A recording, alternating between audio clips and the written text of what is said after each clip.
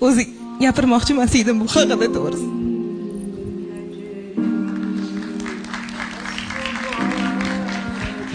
Bolalikdan hech bir erkalanib, bir katta bo'lmaganmiz-da, lekin ko'pchilik qiz bo'lganmiz biz. Ko'pchilik qiz, 7 ta qiz, 8-inchisi o'g'il bizda. Oilada ko'pchilik ko'p farzandmiz.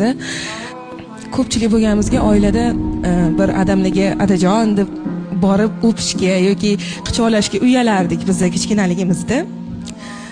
Lekin afsuslanaman hozir. Quchoqlab o'polmaganimga kimni otasi bo'lsa, quchoqlab o'pib olinglar. Hayot tez o'tib ketar ekan.